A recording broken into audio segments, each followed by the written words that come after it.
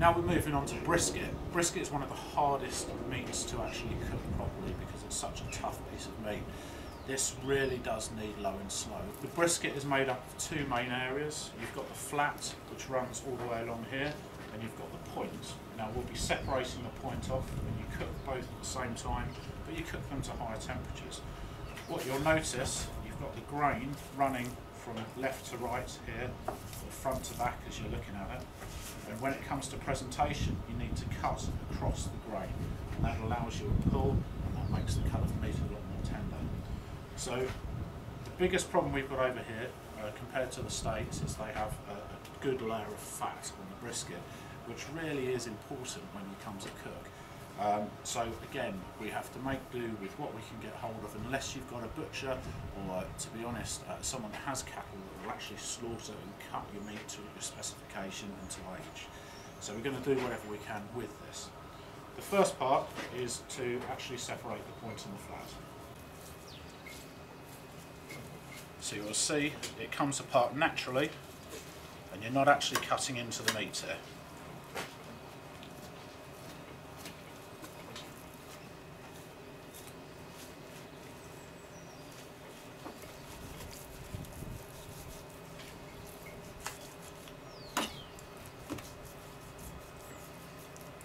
See how easily that's separated. So again, this is the point and this is the flat. What I'm going to do first is actually trim it down. So you want to get rid of all of this sinew along the top.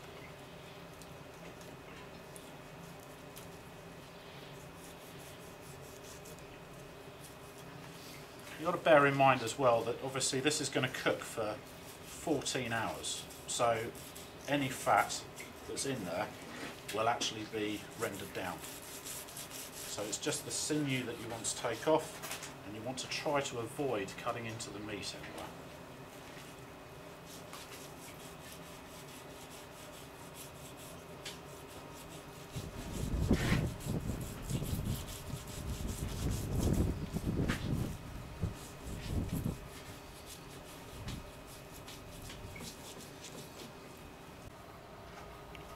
Now I've actually trimmed back the flat, what I'm going to do is leave it and cook it as this piece.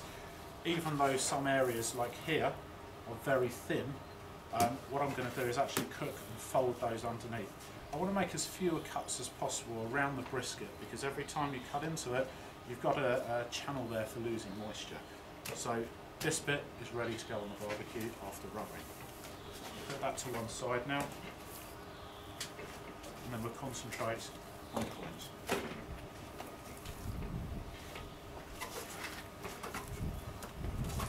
So for this is a very fatty piece of meat, but again, this is going to be cooked to a higher temperature of 210 Fahrenheit.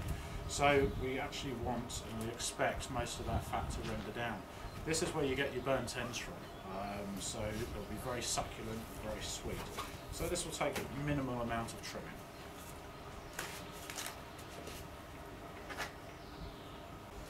Okay, now we've actually trimmed the points and the flat, we need to apply a rub. Again, there's lots of different rubs on the market. Everyone has their favourite. What I'm going to do is a fairly standard rub, and then I'm going to add at the final moment, when the cooking's finished, a mustard barbecue sauce to actually emphasise the beef flavour. Obviously you'll have your own taste. You've got to remember that it's one hit for the judge. You need to get as much flavour in that one mouthful as possible.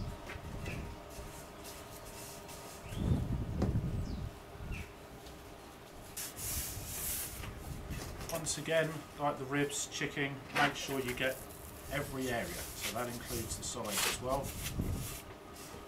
You're not sure what part of this meat you're actually going to be presenting yet, so you've got to make sure you cover yourself completely.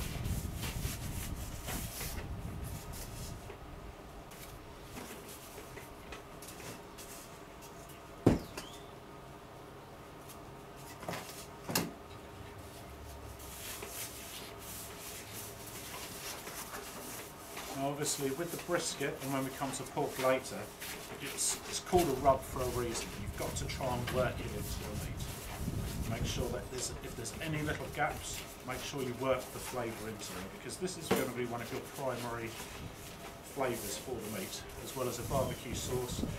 A lot of people inject it. We're not going to do that. It's a big brisket. There should be enough moisture in here to give us the result that we're looking for.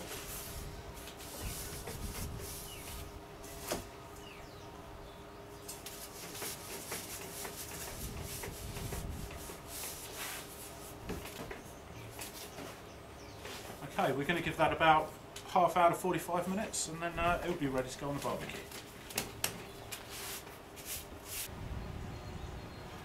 For the sake of demonstration purposes, what we're going to be doing is cooking a flat on the Weber Ranch, and we'll be cooking a point on the Smoky Mountain. It's purely because of the scale, and we haven't trimmed it right down for presentation purposes. So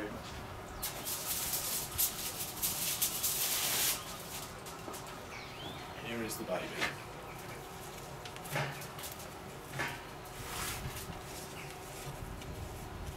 And because this is slightly thinner and this is thick, what we'll do is just fold this bit underneath here, and again this end is the same. Fold that down there, and then we're ready to close the lid and just keep an eye on it. We're going to take this up to about sort of like 190, 195. And then over here, we're ready to put the point on here. Just remove the lid. And again, we'll fold the point over. It gives it a better option because it's very thin here and thicker on top. And we want to take this up to about 205 to really make sure it breaks down properly, and it will give us the best effect for the burnt ends that we're looking for.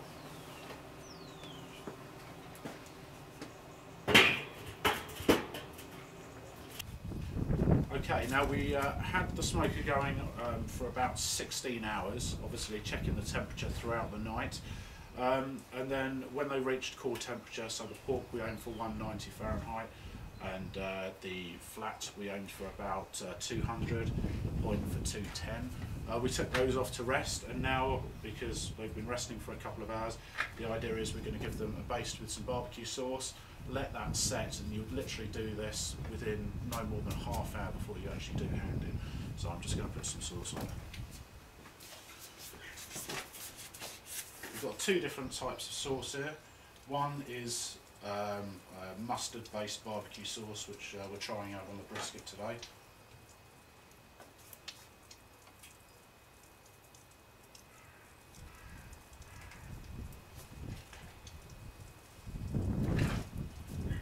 Pour a fair amount on there, any excess will go over the side.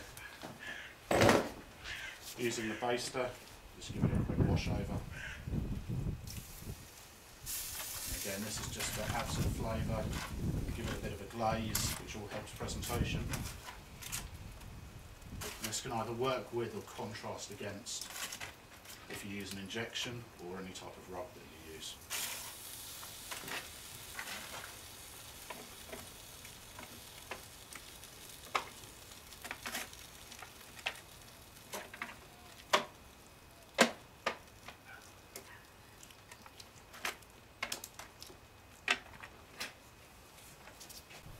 Literally all we're going to do now is close up the lid, and as I said, leave it for about 20 minutes or so, just to cover itself, sort of like seal the glaze, and then you'll be ready to start for judgment.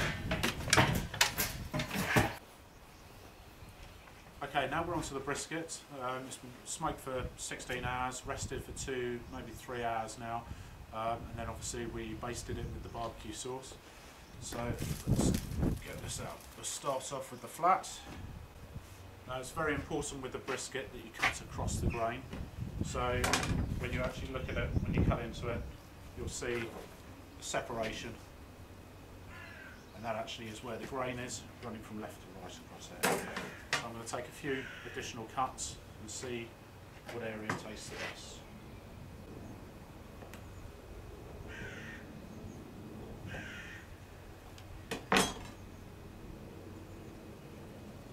So you can take a piece, you want it to pull, you want to see that pull there, but you don't want it to come apart too easily. So always obviously worth checking as well. So that side, very tender, still got a lot of moisture in it. So for my competition slices, I'm going to start from there and work my way across.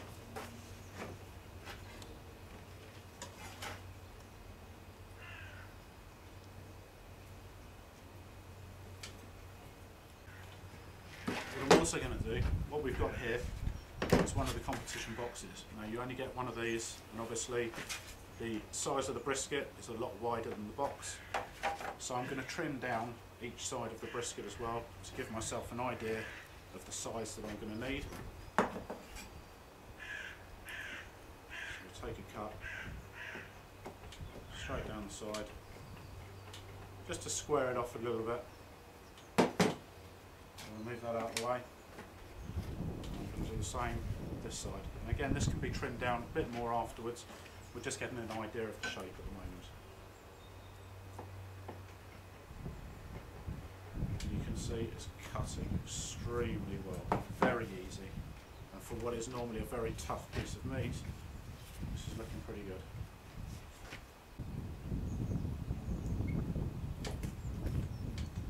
You want slices that are about pencil thickness each,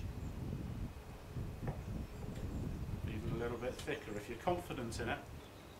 It's only if it's tough you need to think about cutting it thinner.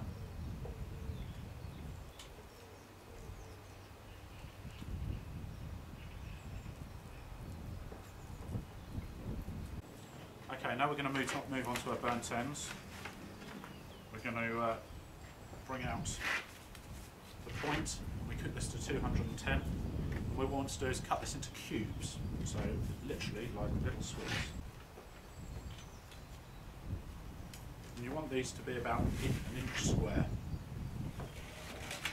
And again, you don't know which part are going to be the best, so cut it all the way through one direction. Because you might get 6 in one area, 4 in another, 3 in another. You want them to be of a uniform size. But this is where you're supposed to taste them. You'll see, very soft, a lot of moisture in there. Absolutely gorgeous. It's important with the brisket to make sure you've got a very sharp knife. These bits, couldn't be happier with. So what we're going to do, place things down here. Remember, you need a minimum of 6. You can always put more in. You must have 6 pieces in there.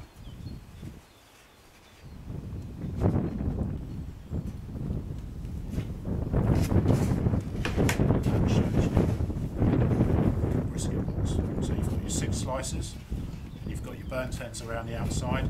This will be on a bed of parsley or lettuce, and you present it, make it look as nice as possible. This is 15% of your sauce. This is actually the toughest category. Get something like this in the direction.